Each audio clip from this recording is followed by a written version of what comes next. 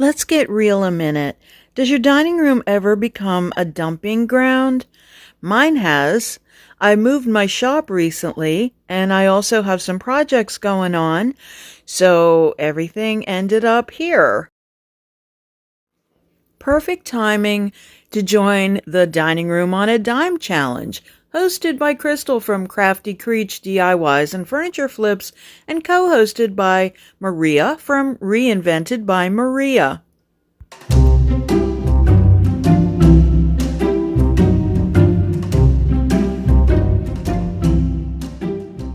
Did you ever watch the TV show While You Were Out? I used to love that show, and I used to love playing this game. My husband would travel a lot for work, and I'd often redo a room while he was out.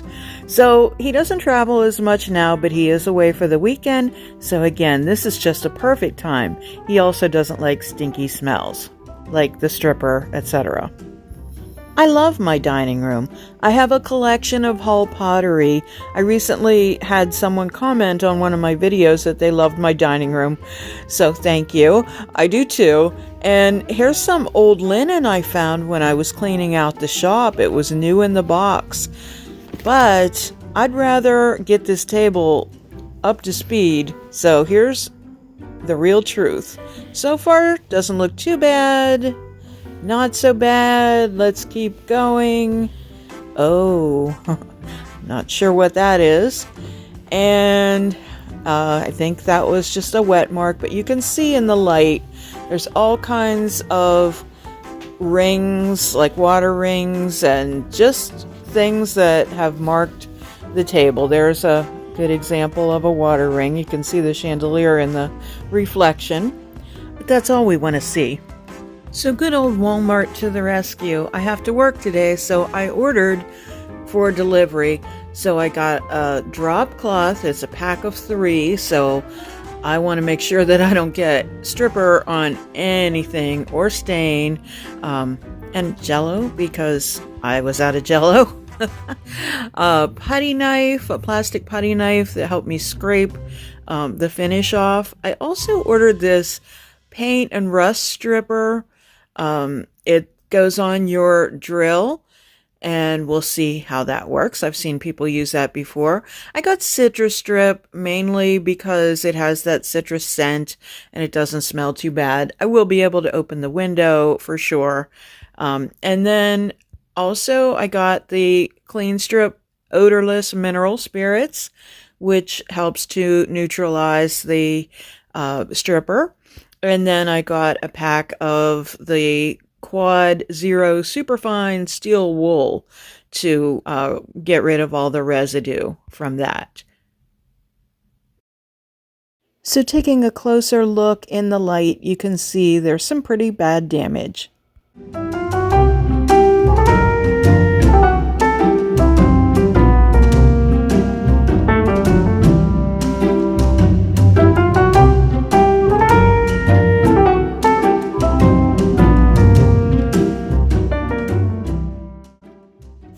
I'm home from work and the goods have arrived from Walmart. So I start by taking one of the drop cloths and putting it underneath the table, and I've separated the leaves of the table. Then I tape another drop cloth, actually 2, the entire way around the table. I don't want any dripping on any carpet or any other furniture. So I just squirt on some of the stripper and I start to spread it out with the paintbrush as per the directions. And this stuff actually smells kind of good, but I do have the window open.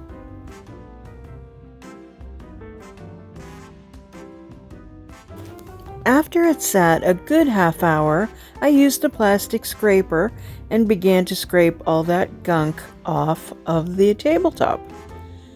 What a sticky mess. And this is kind of what it looked like afterwards.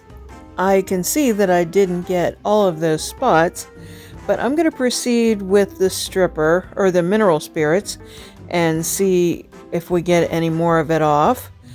So I'm going to have to get some gloves because obviously these plastic bags are a little bit of a hassle.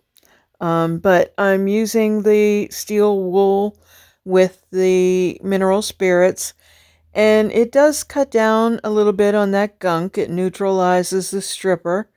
So I keep working with this and going over the entire table. I basically used that entire package of steel wool. As you're watching, don't forget to look at all of the videos in the playlist. I am going to put that in the description box for you. And also check out all the channels of all the people that are participating. So that's what it looks like after I get done with the mineral spirits. I really should have known better, but after that I gunked up 280 grit sanding discs. So back to the stripper, and I'm going to cover it and let it sit overnight.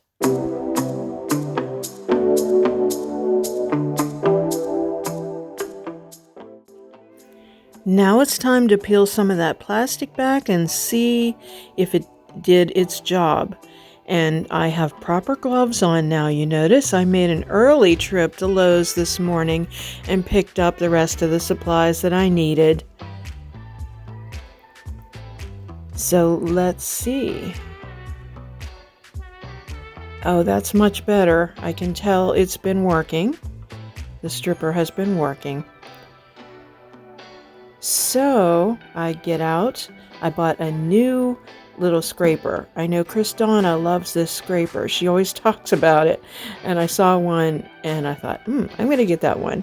Always reminds me of like a cat litter scoop.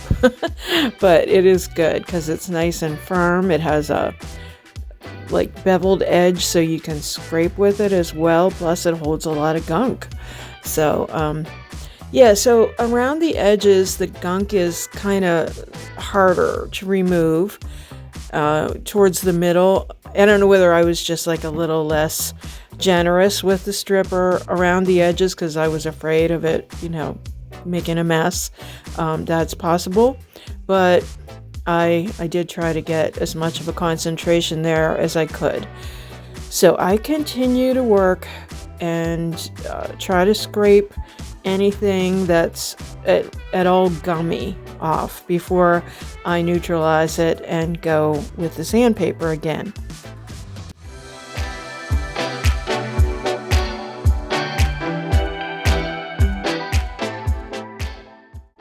So that's what we've got, and I don't show it, but I do use mineral spirits next. And I use the steel wool again.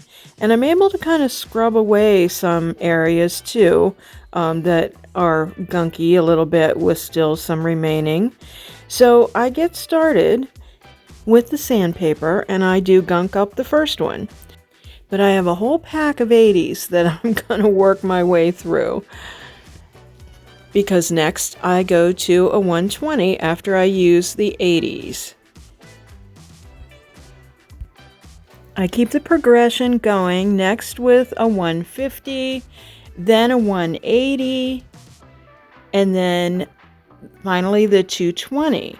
And you can see each disc has less gunk on it. These are from the True Grit sampler pack that I brought home originally, and then I had to go get more 80s at Lowe's this morning. So now I am ready to start staining after I get all the dust off. I'm using Georgian Cherry from Dixie Belle, and I'm stirring it just to make sure that I distribute everything. And it's an oil-based stain, and I just want to make sure that it hasn't separated at all. And I'm using an applicator pad to apply the stain. Now, as I do this, let me just tell you that I don't love this dining set, but after I got everything off of it, I'd like to actually stain it a lighter color and paint the rest.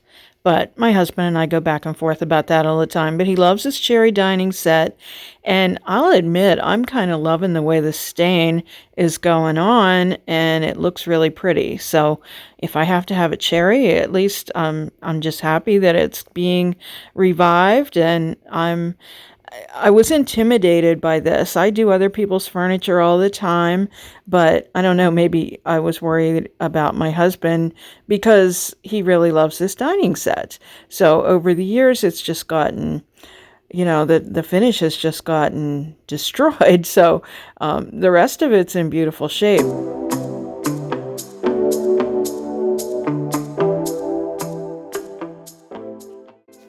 I used the rest of the stain that was on the pad and kind of married the two sections together just to blend that together and any other stain from when I first started.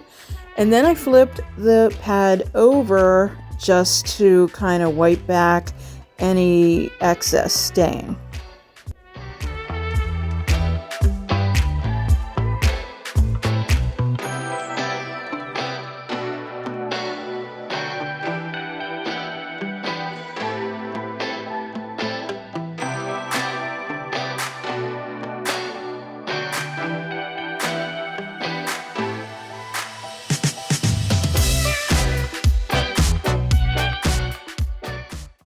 I'm super happy with the way it looks.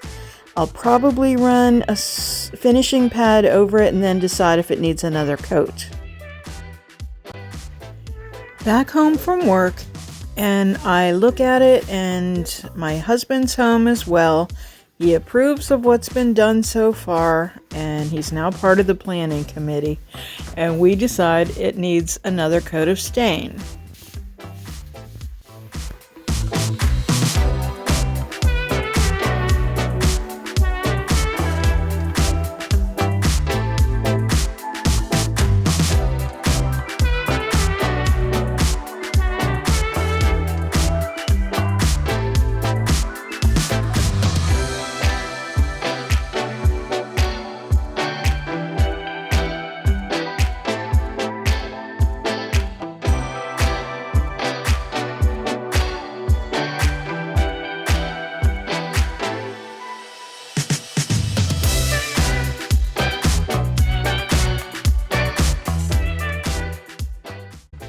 He's even getting in on the act. After the stain, we just take a paper towel and just kind of absorb any of that extra.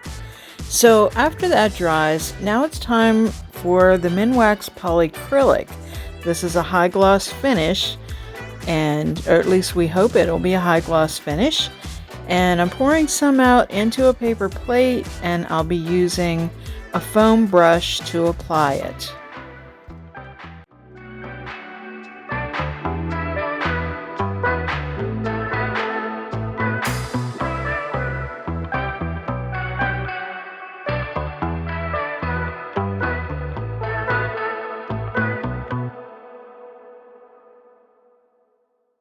I always love the Unique Antique Challenge, and it's an awesome challenge that Crystal puts on, and there's always a winner.